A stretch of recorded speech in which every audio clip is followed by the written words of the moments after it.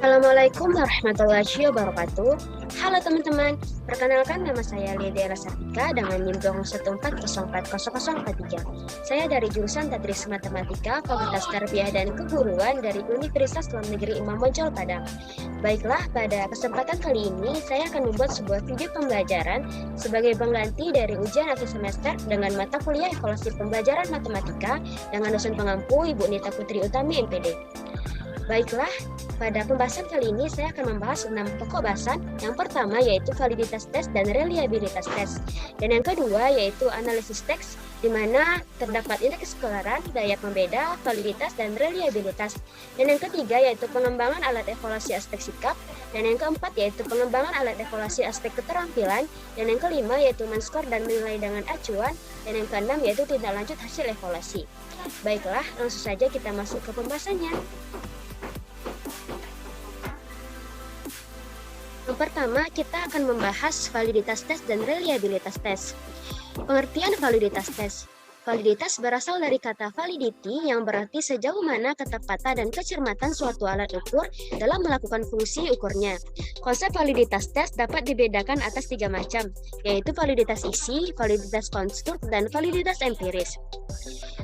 Teknik-teknik validitas tes. Adapun teknik-teknik validitas tes ini terbagi menjadi 5. Yang pertama yaitu validitas muka atau face validity. Dan yang kedua yaitu validitas isi atau quantitative validity. Dan yang ketiga yaitu validitas empiris atau empirical validity. Dan yang keempat yaitu validitas faktor atau factorial validity. Dan yang kelima yaitu validitas konstruksi atau construct validity. Selanjutnya yaitu faktor-faktor yang mempengaruhi validitas. Adapun faktor-faktor yang mempengaruhi validitas, yang pertama petunjuk yang tidak jelas, yang kedua perpendarahan kata dan struktur kalimat yang sukar, dan yang ketiga yaitu penyusunan soal yang kurang baik, dan yang keempat yaitu kekaburan, dan yang kelima yaitu derajat kesukaran soal yang tidak cocok, dan yang keenam yaitu materi tes tidak representatif, dan yang ketujuh yaitu pengaturan soal yang kurang tepat, dan yang kedelapan yaitu pola jawaban yang dapat diidentifikasi. Selanjutnya mengukur validitas suatu tes. Yang pertama ada teknik korelasi produk momen. Korelasi produk momen dengan simpangan menggunakan rumus R XY sama dengan sigma XY per akar sigma X kuadrat dikali sigma Y kuadrat dengan simpangan, di mana RXY adalah koefisien korelasi antara variabel X dan variabel Y. Adapun sigma XY merupakan jumlah perkalian antara variabel X dan Y, dan sigma X kuadrat merupakan jumlah dari kuadrat nilai X, dan sigma Y kuadrat adalah jumlah dari kuadrat nilai Y, dan buka kurung sigma X tutup kurung kuadrat merupakan jumlah nilai X yang kemudian dikuadratkan. Begitupun juga dengan sigma Y kuadrat adalah jumlah nilai Y kemudian dikuadratkan. Untuk menginterpretasikan tingkat validitas, maka koefisien korelasi dikategorikan pada kriteria seperti berikut, yang mana kriteria validitas instrumen tes dalam rentang 0,81 sampai 1, interpretasinya adalah sangat tinggi. Dan yang kedua yaitu 0,61 sampai 0,80, interpretasinya adalah tinggi.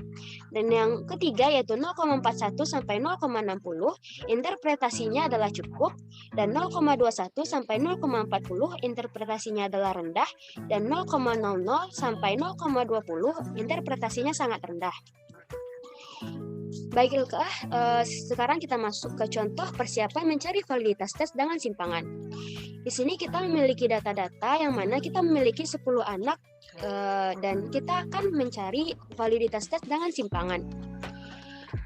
Setelah itu kita mencari nilai X simpangan dengan rumus sigma X per N, yang mana sigma X adalah 65,0, sigma X adalah jumlah nilai X yaitu 65, dan N adalah jumlah nama atau jumlah data yang akan kita cari atau subjek yang akan kita cari, yaitu di sini adalah ada 10, sehingga 65,0 dibagi 10 adalah 6,5, sehingga nilai X yaitu 6,5. Begitu juga dengan nilai Y, kita masukkan nilainya, lalu didapat 63,8 dibagi 10, yaitu 6,38 yang kita bulatkan menjadi 6,4. Selanjutnya untuk mencari X, maka X dikurang sigma X dan Y kurang Y sigma. Lalu kita masukkan ke dalam rumus, maka didapatlah 0,748, yang mana 0,748 ini termasuk ke interpretasinya yaitu tinggi pada rentang 0,61 sampai 0,80. Korelasi produk momen dengan angka kasar. Di sini kita akan mencari validitas tes menggunakan korelasi produk momen dengan angka kasar. Yang mana rumus yang akan kita gunakan adalah RXY sama dengan N dikali sigma XY dikurang sigma X dikali sigma Y per akar dari N sigma X kuadrat dikurang sigma X kuadrat dikali N sigma Y kuadrat dikurang sigma Y kuadrat. Nah, di sini kita memiliki 10 data yang sama. Lalu kita cari validitas tes menggunakan produk momen dengan angka kasar. Sehingga didapat 0,745 yang mana interpretasinya berada pada rentang yang tinggi. Selanjutnya yaitu pengertian reliabilitas tes. Reliabilitas berasal dari kata reliable yang artinya dapat dipercaya. Reliabilitas adalah sejauh mana hasil pengukuran dapat dipercaya. Adapun teknik-teknik reliabilitas tes, yaitu yang pertama reliabilitas tes ulang atau tes retest reliability menggunakan rumus KR20, yaitu RI sama dengan K per K kurang 1 ST kuadrat dikurang sigma TI dikali KI per ST kuadrat. Adapun PI adalah banyaknya sajak yang skornya 1 dibagi dengan N, dan KI adalah 1 kurang PI, dan ST kuadrat adalah variance total. Rumus yang kedua yaitu rumus KR21, yang mana rumusnya adalah RI sama dengan K per K kurang 1 dikali 1 kurang P buka kurung K kurang P per K tau T kuadrat. Adapun tau T kuadrat merupakan variance total dan T adalah skor rata-rata. Yang kedua yaitu reliabilitas belah dua atau spill half reliability. Adapun rumus yang akan digunakan yaitu formula Spearman-Brown, yang mana rumusnya dapat kita lihat bersama-sama yang ada pada layar, dan adapun rumus yang kedua yaitu formula peladangan. Selanjutnya yaitu reliabilitas koefisien alfa. Adapun reliabilitas menggunakan koefisien alfa ini, rumusnya adalah RI sama dengan K per K kurang 1 dikali 1 kurang sigma tau B kuadrat per tau T kuadrat. Sigma tau B kuadrat adalah jumlah variance butir dan tau T kuadrat merupakan variance total. Adapun tolak ukur untuk menginterpretasikan derajat reliabilitas instrumen yang diperoleh sesuai yang ada pada tabel berikut, yang mana interpretasi reliabilitas dalam jangka 0,21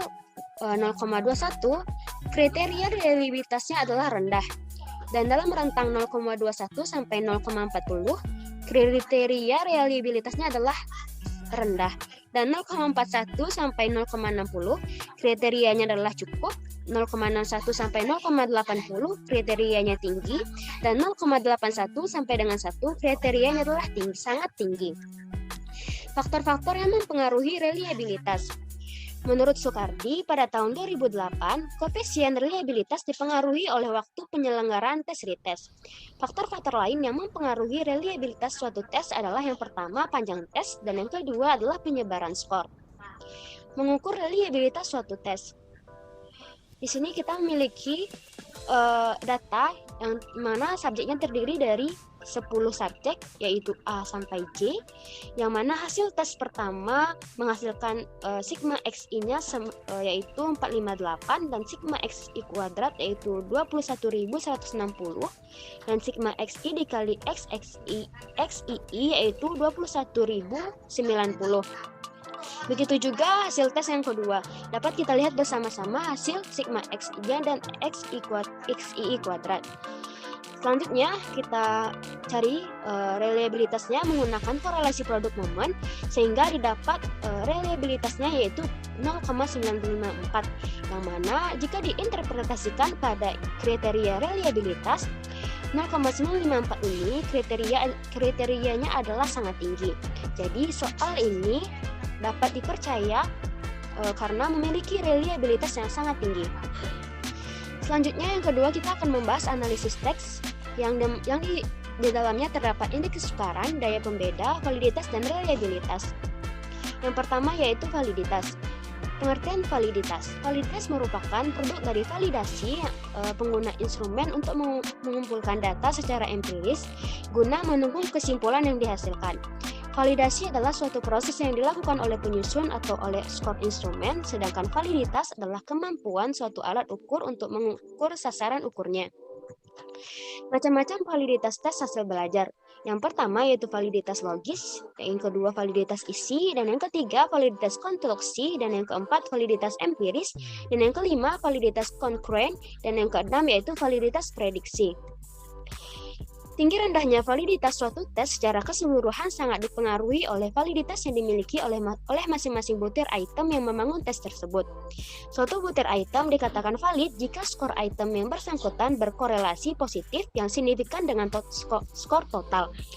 Untuk menentukan valid tidaknya suatu butir item dapat digunakan teknik korelasi produk momen dan korelasi poin biserial, yaitu rumusnya adalah RXY sama dengan N dikali sigma XY dikurang sigma X dikali sigma Y per akar N dikali sigma X kuadrat dikurang buka kurung sigma X kuadrat dikali N sigma Y kuadrat dikurang sigma Y kuadrat. Yang mana RXY merupakan koefisien korelasi, N adalah banyaknya subjek, sigma X adalah jumlah skor item, sigma Y adalah jumlah skor total, sigma XY merupakan jumlah perkalian skor item, sigma X kuadrat adalah jumlah kuadrat skor item, sigma Y kuadrat adalah jumlah kuadrat skor item yang ada pada Y. Penyebab invaliditas. Penyebab invaliditas atau tidak validnya soal yang pertama yaitu ketak terwakilkan konstruk, menunjukkan bahwa yang diukur dalam penilaian tidak mencakup dimensi penting dari konstruk. Yang kedua, penyimpangan keragaman konstruk, yang berarti bahwa instrumen tersebut mengukur terlalu banyak variabel yang menjadi tidak relevan terhadap isi konstruk.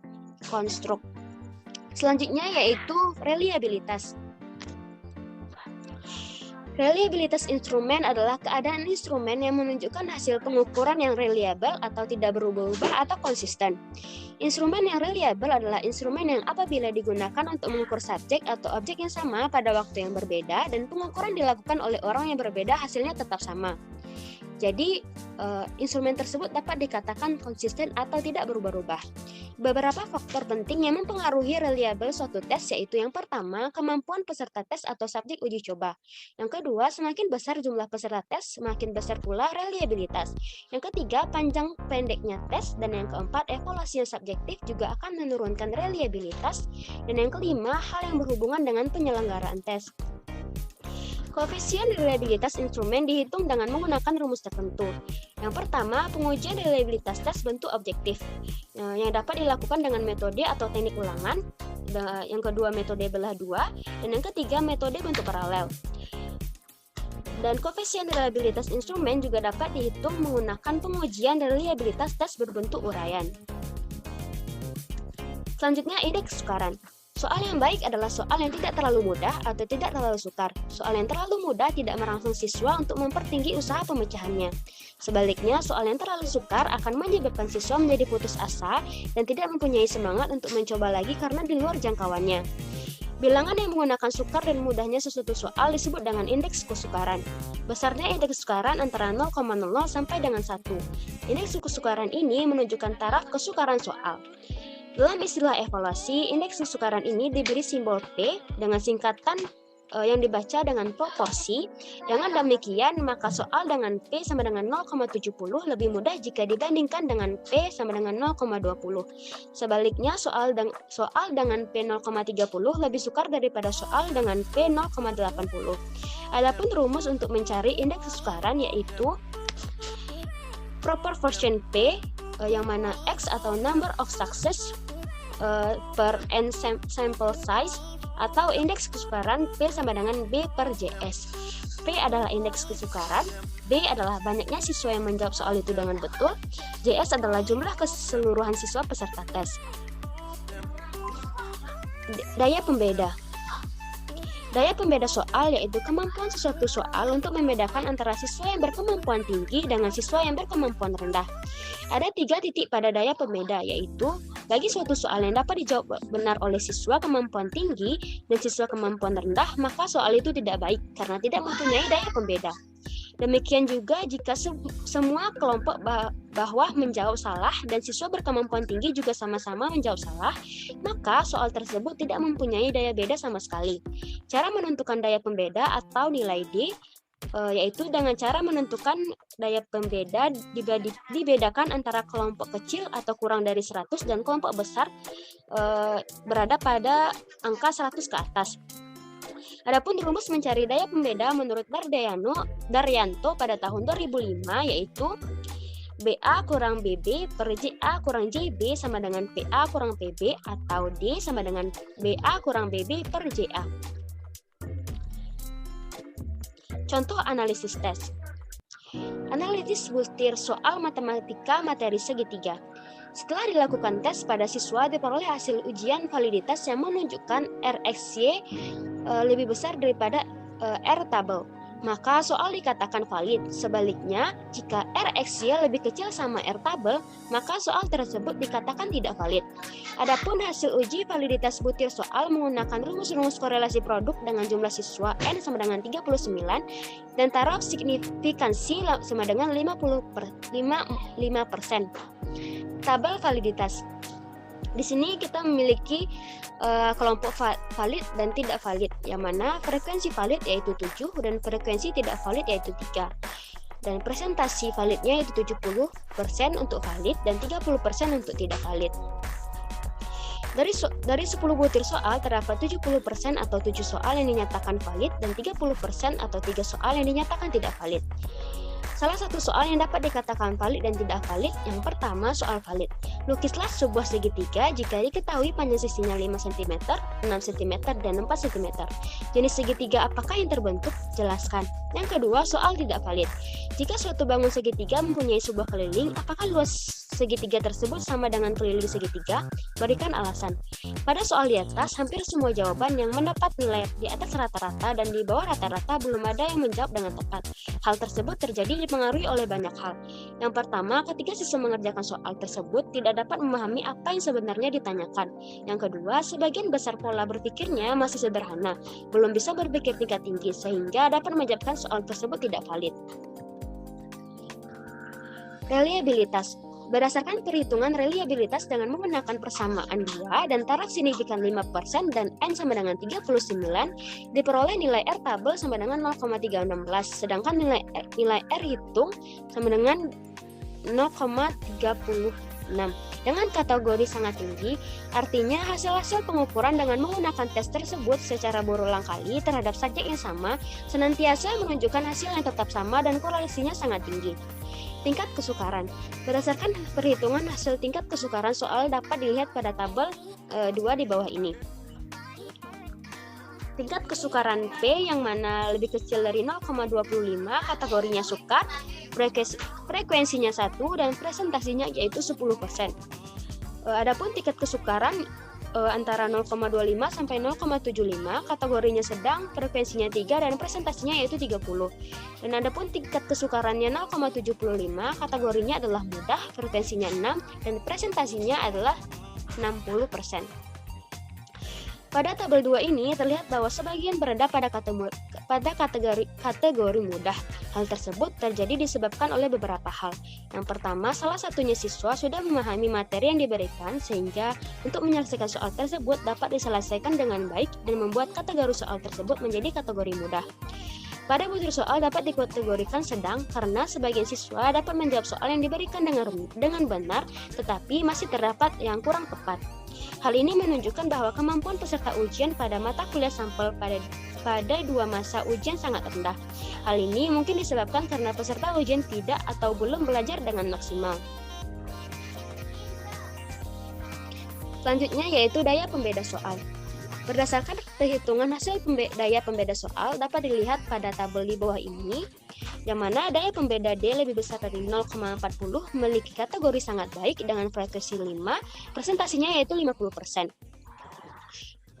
Di mana D yang berada pada rentang 0,30 sampai 0,39 kategorinya baik, frekuensinya adalah 0, presentasinya adalah 0. dan D pada rentang 0,20 sampai 0,20, kategorinya cukup, frekuensinya 5 dan presentasinya 50%, dan daya pembeda atau D pada 0,19, kategorinya tidak baik, frekuensinya 0 dan presentasinya 0%, dan bertanda negatif atau sangat tidak baik, frekuensinya 0, presentasinya juga 0. Sehingga jumlah frekuensi adalah 10 dan presentasi yaitu 100%. Pada tabel ini terdapat 50% soal dengan kategori daya pembeda sangat baik, 50% dengan kategori cukup. Butir-butir soal yang baik adalah butir-butir soal yang mempunyai indeks diskriminasi 0,4 sampai 0,7. Tetapi sebagian butir soal tergolong pada kategori cukup. Pada kasus tersebut, soal tetap boleh dipakai karena soal tersebut memiliki daya pembeda yang masih dapat membedakan antara siswa yang berkemampuan tinggi dan siswa yang berkemampuan rendah. Perlu diingat bahwa soal-soal itu tidak harus memiliki daya pembeda yang tinggi, sehingga jika terdapat soal dengan kategori cukup yang mempunyai indeks diskriminasi 0,2 sampai 0,4 tetap boleh dipakai. Jadi, soal tersebut tidak harus memiliki daya pembeda yang sangat tinggi atau sangat baik. Yang ketiga, kita akan membahas pengembangan alat evaluasi aspek sikap. Pengertian penilaian sikap. Secara bahasa, evaluasi berarti penilaian. Adapun secara istilah, evaluasi adalah kegiatan terencana untuk mengukur, menilai, dan keberhasilan suatu program. Menurut Bringstone pada tahun 1956, ia mengatakan bahwa evaluasi adalah penaksiran terhadap pertumbuhan dan kemajuan ke arah tujuan atau nilai-nilai yang telah ditetapkan.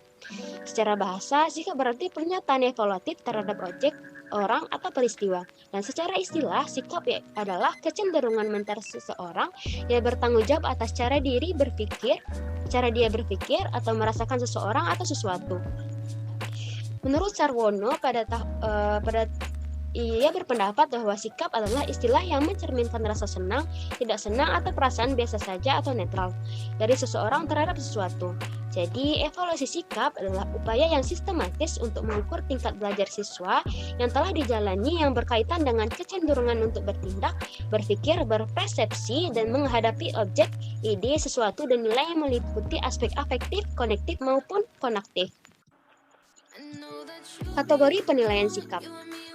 Ada beberapa jenis kategori rakna efektif, yaitu yang pertama, receiving atau attending, yang kedua, responding, yang ketiga, valuing, yang keempat, organisasi, dan yang kelima, karakteristik nilai atau internalisasi nilai. Penyusunan instrumen afektif. Menurut Anderson, pada tahun 1981, ada dua pendekatan penyusunan instrumen aktif. Yang pertama, pendekatan domain referented, dan yang kedua, pendekatan mapping sentence. Adapun langkah pengimbangan sebuah definisi operasional untuk nilai terhadap mata pelajaran sekolah, yaitu dapat kita lihat pada tabel berikut. Yang mana di sini aktivitasnya ada 8. Yang pertama, mengindikasikan ranah untuk sikap terhadap mata pelajaran. Targetnya adalah mata pelajaran sekolah, kata kerjanya yaitu mengekspresikan perasaan, dan kata sifatnya yaitu mengekspresikan karakteristik senang atau tidak senang terhadap mata pelajaran sekolah, dan kategorinya yaitu minat secara umum, kegunaan secara relevansi. Selanjutnya, ilustrasi. Langkah-langkah pendekatan domain referensive adalah sebagai berikut. Reference. Yang pertama, mengidentifikasi target dari ranah efektif yang akan diukur. Yang kedua, mendaftarkan kata kerja dan kata sifat yang dapat digunakan untuk kategori yang dipilih sebelumnya. Yang ketiga, salah satu contoh dari masing-masing ranah yang dipilih.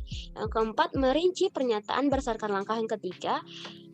Dan yang kelima, mengembangkan beberapa pertanyaan yang merupakan perubahan kata dari kalimat yang pertama. Di dalam prosedur anonimitas yang mungkin Anda pertimbangkan menurut Pomham pada tahun 1995, yaitu yang pertama arah, yang kedua respon pembatasan, dan yang ketiga yaitu koleksi. Langkah-langkah penilaian sikap. Adapun langkah-langkah penilaian sikap menurut Sumaprana dan Hatta pada tahun 2004, yaitu yang pertama sikap terhadap mata pelajaran, yang kedua yaitu sikap positif terhadap belajar, dan yang ketiga yaitu sikap positif terhadap diri sendiri, dan yang keempat yaitu sikap positif terhadap perbedaan. Pentingnya penilaian sikap. Dalam pendidikan, perlu diadakannya evaluasi terhadap sikap yang dikarenakan praktek evaluasi terhadap pendidikan dan proses pembelajaran yang terjadi sekarang ini lebih menekankan pada aspek kognitif. Kedua sikap memiliki berbagai fungsi. Yang pertama, fungsi instrumental, yaitu mengekspresikan keinginan umum kita untuk mendapatkan manfaat atau hadiah dan menghadapi hukuman. Yang kedua, fungsi pengetahuan, yaitu membantu kita memahami dunia yang membawa keteraturan bagi berbagai informasi yang harus kita amalkan dalam kehidupan sehari-hari. Yang ketiga, fungsi nilai ekspresif, yaitu mengekspresikan nilai-nilai kita atau mencerminkan diri kita. Dan yang keempat, yaitu fungsi pertahanan ego atau melindungi kita dari kecemasan atau ancaman bagi harga diri kita. Dan yang kelima, yaitu fungsi penyesuaian sikap, yaitu membantu kita merasa jadi bagian dari komunitas. Sikap yang dievaluasi terhadap peserta didik meliputi yang pertama, sikap terhadap mata pelajaran, sikap terhadap SKKD dan indikator pembelajaran, yaitu sikap yang ditunjukkan siswa dari sikap positif dan negatif, menerima atau menolak. Yang ketiga, sikap terhadap guru pengajar, dan yang keempat yaitu sikap terhadap proses pembelajaran. Yang keempat, kita akan membahas pengembangan alat evaluasi aspek keterampilan. Pengertian penilaian keterampilan. Penilaian keterampilan adalah penilaian yang dilakukan untuk mengukur kemampuan peserta didik dalam menerapkan pengetahuan dalam melakukan tugas tertentu di berbagai macam konteks sesuai dengan indikator pencapaian kompetensi. Adapun indikator untuk mengukur kemampuan adalah beberapa aspek pedagogis maupun akademis guru, yaitu aspek kemampuan dalam mengelola pembelajaran di kelas, aspek pengembangan diri, dan aspek penguasaan akademik. Teknik penilaian keterampilan. Teknik penilaian keterampilan dapat kita lihat pada tabel ini, pada gambar ini, yang mana tekniknya yang pertama yaitu menggunakan praktik yang mengukur capaian pembelajaran yang berupa keterampilan proses. Yang kedua yaitu produk yang mengukur capaian pembelajaran yang berupa keterampilan dalam membuat produk-produk teknologi dan seni. Dan yang ketiga yaitu project yang mengukur kemampuan siswa dalam mengaplikasikan pengetahuannya melalui penyelesaian suatu tugas project. Dan yang keempat yaitu portofolio, yang mana sampel karya siswa terbaik dari KD pada KI 4 untuk mendeskripsikan capaian kompetensi keterampilan dalam satu semester. Adapun teknik-teknik penilaian keterampilan yang telah saya jelaskan sebelumnya, yaitu penilaian praktik adalah penilaian yang menuntut respon berupa keterampilan melakukan suatu aktivitas sesuai dengan tuntunan kompetensi. Yang kedua, penilaian produk adalah penilaian terhadap keterampilan peserta didik dalam mengaplikasikan pengetahuan yang dimiliki ke dalam wujud produk dalam waktu tertentu sesuai dengan kriteria yang telah ditetapkan baik dari segi proses maupun hasil akhir. Yang ketiga, penilaian project. Penilaian project adalah suatu kegiatan untuk mengetahui kemampuan siswa dalam mengaplikasikan pengetahuannya melalui penyelesaian suatu instrumen project dalam periode atau waktu tertentu. Dan yang keempat itu penilaian portofolio, yang mana penilaian ini yang dilakukan dengan cara menilai kumpulan seluruh karya peserta didik dalam bidang tertentu yang bersifat relatif integratif untuk mengetahui minat, perkembangan, prestasi, dan kreativitas peserta didik dalam kurun waktu tertentu. Tahap-tahap penilaian keterampilan, yaitu yang pertama perencanaan penilaian praktik. Langkah-langkah perencanaan penilaian praktik yang pertama adalah menentukan kompetensi yang penting untuk dinilai melalui penilaian praktik. Dalam hal ini adalah KD dari KI 4. Yang kedua, menyusun indikator hasil belajar berdasarkan kompetensi yang akan dinilai. Yang ketiga, menyusun kriteria ke dalam rubrik penilaian. Yang keempat, menyusun tugas sesuai. Yang kelima, menguji coba tugas.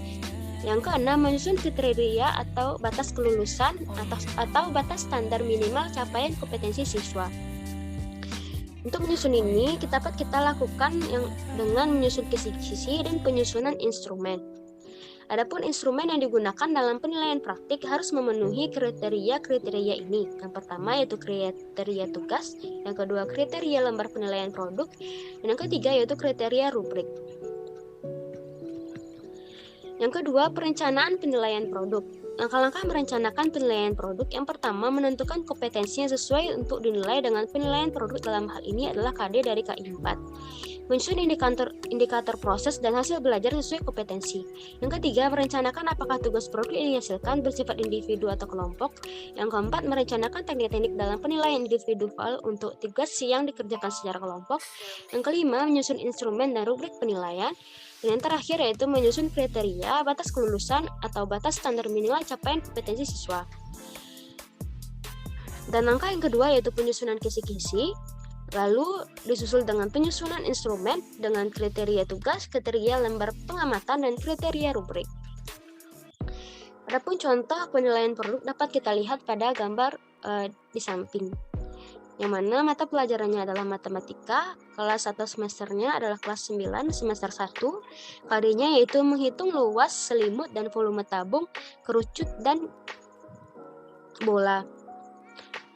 Adapun dapat kita lihat bersama-sama pedoman rubrik penskoran dan konvensi akar atas. Konvensi skor. Perencanaan penilaian proyek. Langkah-langkah merencanakan penilaian proyek. Yang pertama, menentukan kompetensi yang sesuai untuk dinilai melalui proyek. Yang kedua, penilaian proyek mencakup perencanaan, pelaksanaan, pelaporan proyek. Yang ketiga, menyusun indikator proses dan hasil belajar sesuai kompetensi. Dan yang keempat, menentukan kriteria yang menunjukkan capaian indikator pada setiap tahapan pengerjaan proyek. Yang kelima, merencanakan apakah tugas bersifat individu atau kelompok. Yang keenam, merencanakan teknik-teknik dan penilaian individual untuk tugas yang dikerjakan secara kelompok. Dan yang terakhir yaitu menyusun tugas sesuai dengan rubrik penilaian. Penyusunan kisi-kisi penilaian proyek. Lalu instrumen yang digunakan dalam penilaian proyek harus memenuhi kriteria tugas, kriteria lembar penilaian proyek, dan kriteria rubrik. Pengelolaan hasil penilaian keterampilan. Nilai keterampilan diperoleh dari hasil penilaian praktik, produk, proyek, dan portofolio. Hasil penilaian dengan teknik praktik dan proyek rata-rata untuk memperoleh nilai akhir keterampilan pada setiap mata pelajaran, seperti pada pengetahuan, penulisan capaian keterampilan, pada rapor menggunakan angka pada skala 0 sampai 100, dan deskripsi. Nilai akhir semester diberi predikat dengan ketentuan sangat baik A dalam rentang 86 sampai 100, baik B pada rentang 71 sampai 85, dan cukup C pada rentang 56 sampai 70, dan kurang yaitu D lebih kecil sama dengan 55.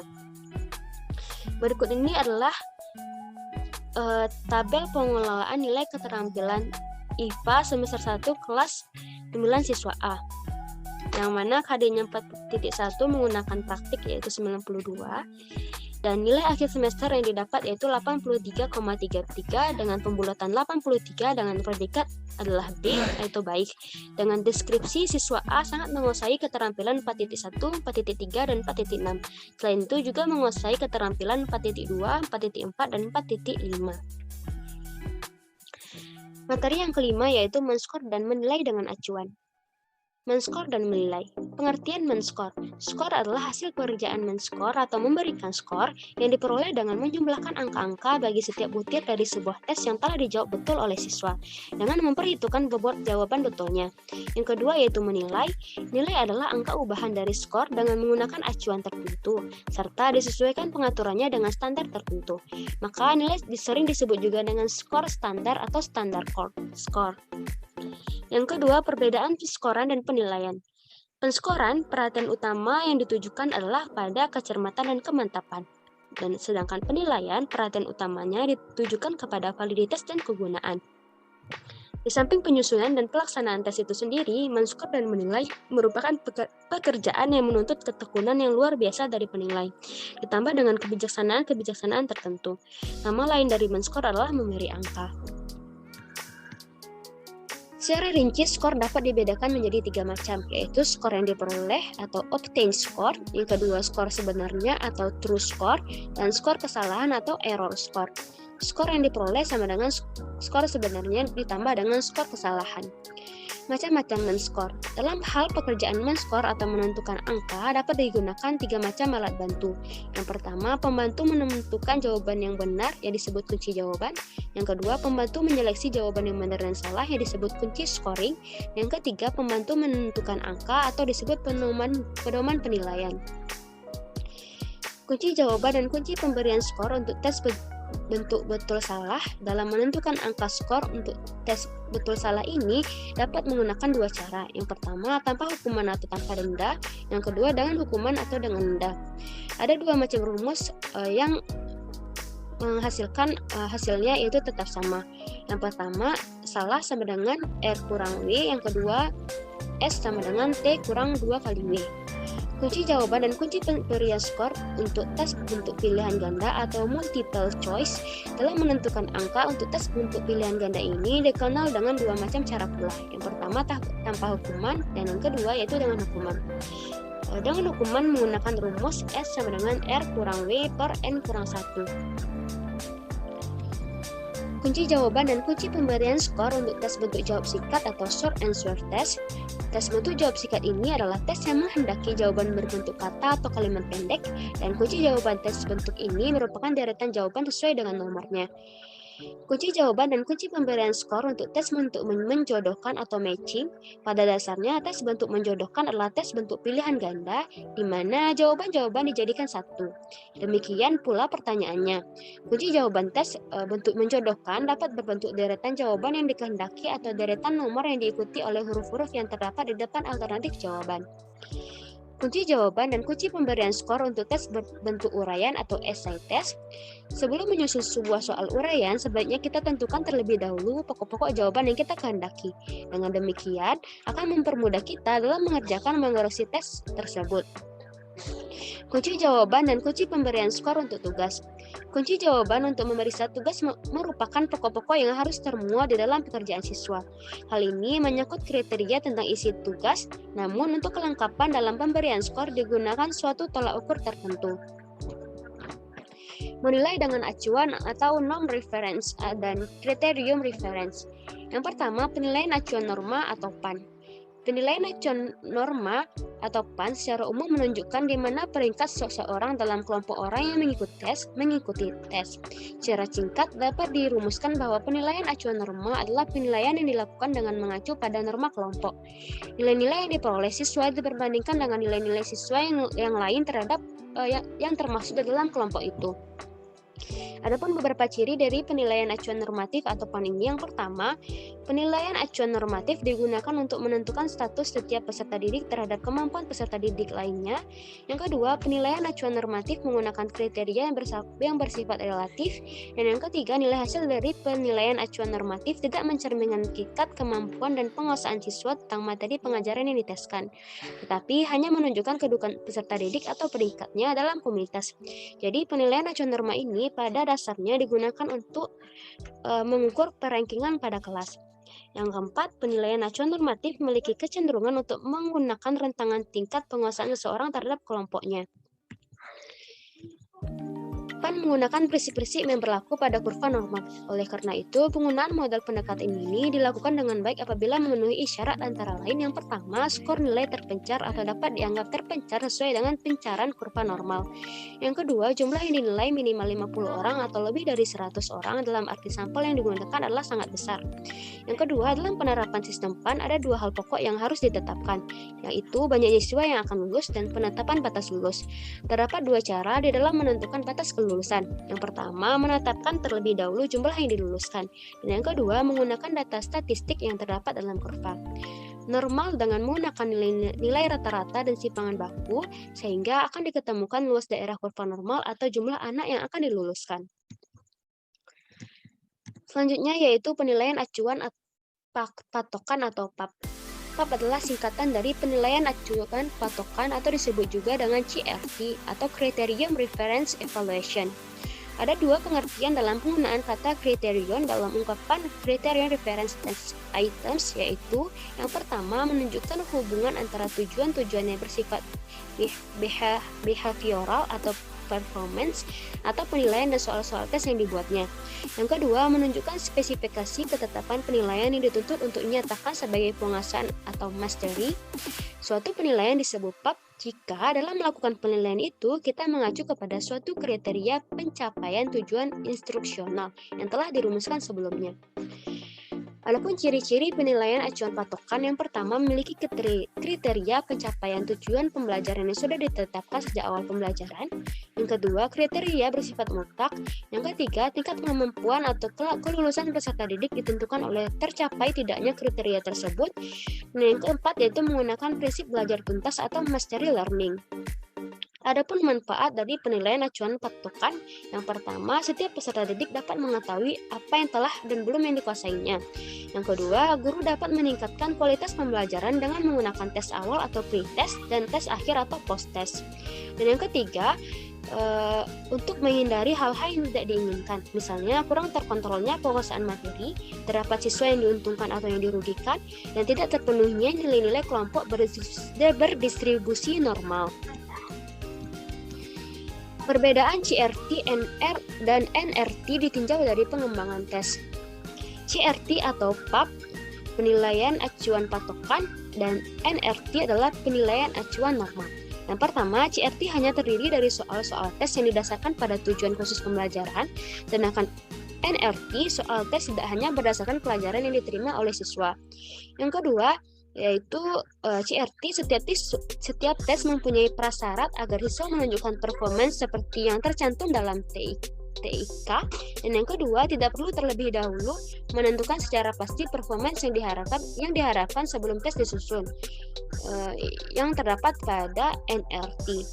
Dan yang ketiga, CRT pada dasarnya mempertimbangkan diterimanya performance tertentu harus berdasarkan pada kriteria tertentu, sedangkan NRT dasar pertimbangan diterimanya performance berdasarkan hasil perolehan nilai yang didapat oleh siswa.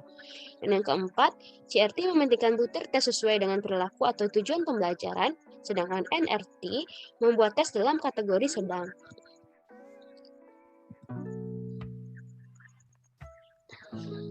CRT atau PAP standar performance ditentukan dalam bentuk tingkah laku, dan NRT standar performance-nya berdasarkan pada jumlah pertanyaan yang dijawab benar oleh siswa yang dihubungkan dengan siswa lain yang menempuh tes yang sama.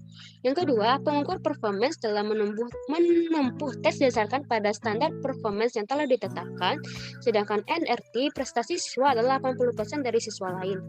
Yang ketiga, CRT distribusi nilainya tidak menyerupai kurva normal, sedangkan NRT penilaian didasarkan pada apa adanya hasil prestasi siswa. Yang keempat, CRT pada dasarnya didasarkan pada batas kelulusan atau KKM, sedangkan NRT perolehan nilai berdasarkan pada kelompok atau kelas. Dan yang terakhir, CRT dimaksudkan untuk mengklasifikasikan seseorang atau mendiagnosa pelajar siswa, sedangkan NRT untuk mengadakan seleksi pada individu atau membuat ranking. Jadi jika suatu kelas atau suatu sekolah akan menentukan perankingan dalam kelas, maka sebaiknya menggunakan NRT. Persamaan dan perbedaan. Persamaan. Penilaian acuan norma dan acuan patokan memerlukan adanya tujuan evaluasi spesifik sebagai penentuan fokus item yang diperlukan. Yang kedua, pengukuran menunjukkan sampelnya relevan yang digunakan sebagai subjek yang hendak dijadikan sasaran evaluasi.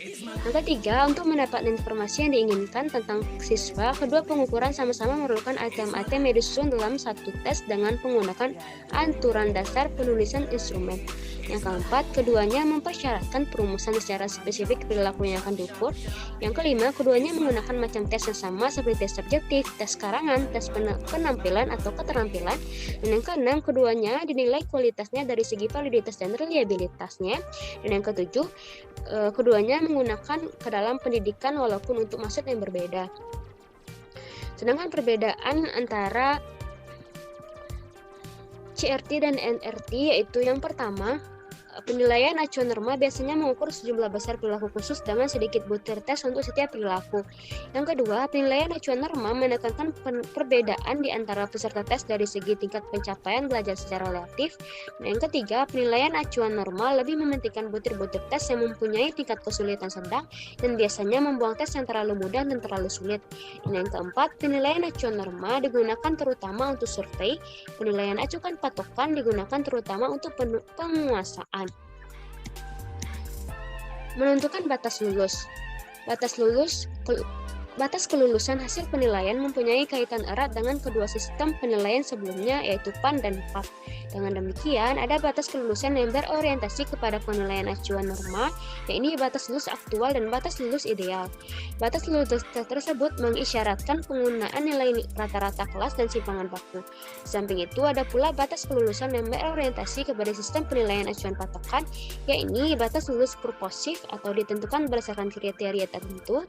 Jadi, batas kelulusan adalah nilai minimum yang digunakan untuk menentukan apakah siswa dinyatakan lulus atau tidak. Batas lulus aktual atau BLA dihitung berdasarkan nilai rata-rata aktual yang dicapai oleh kelompok siswa sebelum menentukan BLA Terlebih dahulu kita hitung pula nilai rata-rata dan standar deviasinya. Siswa dinyatakan lulus jika memiliki skor di atas BLA. Dengan rumus batas lulus aktual atau BLA sama dengan nilai rata-rata ditambah 0,25 dikali standar deviasi. Batas lulus ideal. Menentukan batas lulus ideal atau BLI juga menggunakan rata-rata dan simpangan baku atau standar deviasi. Akan tetapi, ada perbedaan dalam cara menentukan rata-rata ideal dan simpangan baku tersebut. Perbedaannya adalah pada BLI, rata-rata ideal sama dengan setengah X skor maksimal yang mungkin dicapai dan standar deviasinya sama dengan sepertiga dari nilai rata-rata yang ideal.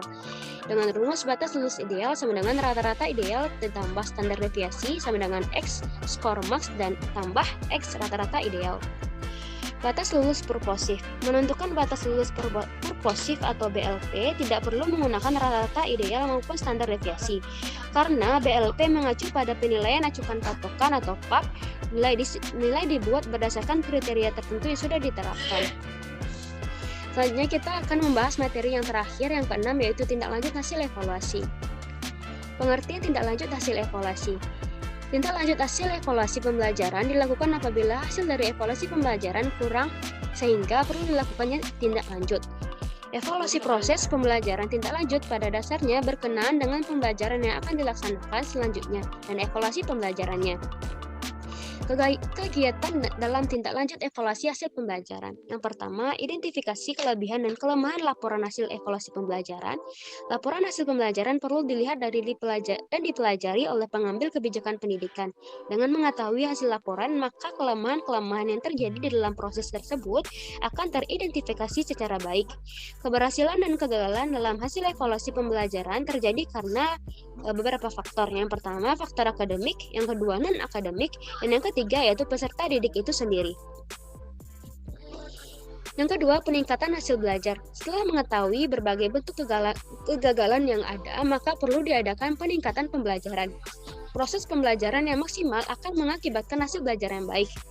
Yang ketiga, merancang program pembelajaran remedi atau perbaikan. Program pembelajaran remedi merupakan layanan pendidikan yang diberikan kepada peserta didik untuk memperbaiki prestasi belajarnya, sehingga mencapai kriteria ketuntasan yang akan ditetapkan. Adapun langkah-langkah yang dapat dilakukan dalam melaksanakan pembelajaran remedi, yang pertama, analisis kebutuhan, selanjutnya merancang motivasi belajar siswa, yang ketiga, melakukan pembelajaran, dan yang keempat, menyusun rencana pembelajaran, dan yang kelima, menyiapkan perangkat, dan yang keenam yaitu melaksanakan pembelajaran. Yang keempat, menyusun kisi-kisi. Kisi-kisi dikenal juga dengan nama test blueprint atau table of specification. Pengertian dari kisi-kisi adalah suatu format yang memuat informasi yang dapat dijadikan pedoman untuk menulis tes atau merakit tes. Dalam penyusunan kisi-kisi, ada beberapa hal yang perlu diperhatikan dalam penyusunannya. Hal ini dikarenakan supaya kisi-kisi itu tidak lepas dari kurikulum yang ada, dan pembuatannya tidak lepas dari materi yang sudah diajarkan. Kisi-kisi ini merupakan gambaran umum dari butir soal. Adapun syarat-syarat pembuatan kisi-kisi, yang pertama mewakili isi kurikulum, yang kedua komponen soal jelas dan singkat, yang ketiga soal disusun sesuai dengan butir soal, dan yang keempat bisa mempermudah penyusunan butir soal, dan yang kelima soal sesuai dengan yang pernah diajarkan. Menganalisis hasil evaluasi. Belajar dan mengajar sebagai suatu proses yang mengandung 3 unsur, yaitu tujuan pengajaran, pengalaman atau proses belajar mengajar, dan hasil belajar. Agar dapat memanfaatkan hasil ujian secara efektif, perlu diadakan analisis terhadap hasil tes yang telah dilakukan oleh para siswa. Caranya dengan membuat tabel spesifikasi yang mampu menunjukkan konsep atau subkonsep atau tema kompetensi dasar mana yang belum dikuasai siswa. Contoh tabel spesifikasi hasil analisis hasil tes untuk mata pembelajaran matematika. Di sini kita memiliki 2 KD. Yang pertama, mendeskripsikan keterampilan dasar dan keterampilan sains dengan jumlah soal 20, waktu 15, dan persen pencapaiannya adalah 75. Dan keterangannya menguasai seluruh keterampilan dasar matematika dan menguasai keterampilan proses matematika berupa mentabulasi data, membuat grafik, dan menggunakan tabel atau grafik, tetapi belum menguasai proses matematika dalam hal melakukan inferensi, prediksi, dan menentukan variabel bebas dan variabel tergayut. KD yang kedua yaitu mengenal langkah-langkah pemecahan masalah melalui metode eksperimen atau percobaan dengan jumlah soal yaitu 30, betulnya 15, dan persen pencapaiannya adalah 50, penguasaannya adalah 15. Adapun keterangannya adalah hanya menguasai kemampuan merumuskan tujuan dan manfaat percobaan, menentukan treatment dan menentukan kelompok kontrol, belum menguasai kemampuan merumuskan persoalan, memilih hal-hal yang harus dimuat dalam tinjauan pustaka, merumuskan hipotesis, dan menyiapkan tabel hasil percobaan. Manfaat evaluasi. Salah satu manfaat hasil evaluasi adalah untuk memberikan umpan balik atau feedback pada semua pihak yang terlibat dalam pembelajaran, baik secara langsung maupun tidak langsung. Namun, untuk melihat pemanfaatan hasil evaluasi ini secara komprehensif, kita dapat meninjau dari berbagai pihak yang berkepentingan. Yang pertama yaitu bagi peserta didik, yang kedua bagi guru, yang ketiga bagi orang tua, dan yang keempat yaitu bagi administrator madrasah. Baiklah, mungkin sekian yang dapat saya sampaikan terkait dari materi yang ada pada video kali ini. Apabila ada kesalahan kata yang telah terucap dari diri saya mohon maaf karena kesempurnaan hanya milik Allah dan kekurangannya itu datang pada diri saya sendiri. Saya akhiri dengan wabillahi taufiq wal hidayah. Wassalamualaikum warahmatullahi wabarakatuh. Semoga bermanfaat. Terima kasih.